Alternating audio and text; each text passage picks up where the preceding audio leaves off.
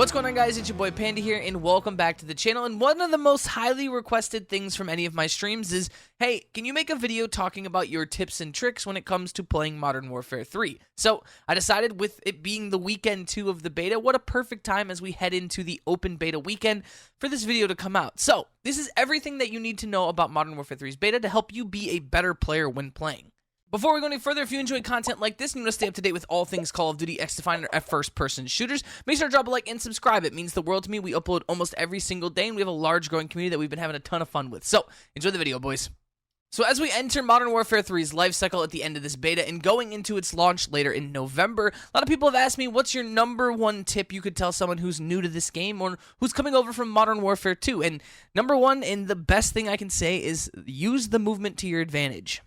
Now, if you go on TikTok, YouTube Shorts, anything like that, Twitter, you probably see these clips of these crazy, what they quote-unquote movement gods that are sliding around the map, YYing, and just doing so much that makes the camera angles breaking and all this crazy stuff. Well, I'm here to remind you that you don't need all that just to have fun in Call of Duty. There's 3 mechanics overall that I would encourage everyone to practice and learn throughout the game. #1, and most important, is slide canceling.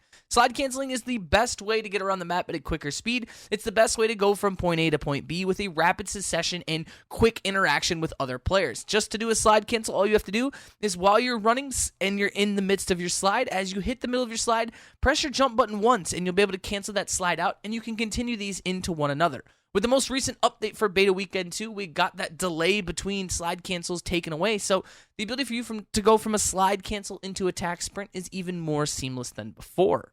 The second set of things could be interchangeable between second and third on which way you want to view it, and the other 2 mechanics are jump shotting and drop shotting. Jump shotting is one of the most effective ways to surprise your opponent around corners, especially when re-engaging in gunfights. As you can see a lot of times in my videos when I'm being shot at and I take cover behind a wall, especially with the higher TTK, a really strategic thing to do is to bunny hop your way around the corner to catch your opponent off guard. Now, to contradict around that corner, another way to counter this would be to drop shot. Now, a lot of people say, hey, drop shotting leads to an easier headshot, but when you're running into a face-to-face combat position or a slide cancel combat position, sometimes dropping down will catch your opponent pretty drastically off guard, and that drastic off guard catch will allow you to get an easy cleanup on a kill. So when we take a look at the core parts of Modern Warfare 3, the TTK was increased to 150 and the headshot multiplier was decreased, which means that the time to kill is a lot slower, leading to 5 to 6 shots on average for most weapons, and that makes you have to reconsider the gunfights you take, especially with no perk like Quick Fix currently in the game. There's no real way for you to take those Half-Life gunfights unless you're very confident in your playstyle, but if you're not and you're looking to get more kills and get into more engagements with those Half-Lives and earn more kill streaks, the best thing to do is to re-engage in different ways. One of the best ways to re-engage against opponents while in a gunfight is with a slide or bunny hop. In this case, on the clip you can see on screen here, I did it with a slide where, as I was being shot at, I took some damage, realized I was lower health than the opponent I was fighting, and instead of waiting for my health to regen and maybe he throws a grenade, I decided to slide out and challenge him in hopes that I'm able to outdo him with my movement. And as you can see here, he was getting ready to throw a grenade in my direction.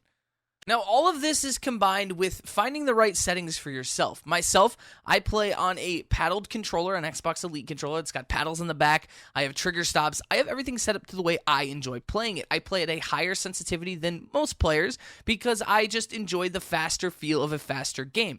Never have been a very slow sensitivity player, but that doesn't mean when it comes to you guys playing that a slow sensitivity is technically a bad thing. Most professional players play on a lower sensitivity, greater increase in accuracy. It's just something I grew up on a faster speed. Find what suits you the best, tag it along with this movement, and you're already on your way to probably being a much better player.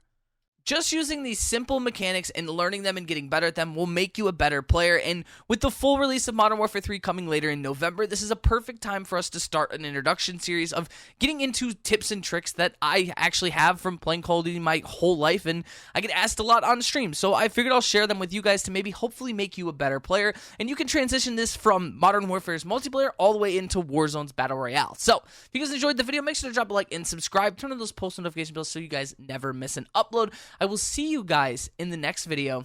Deuces, boys.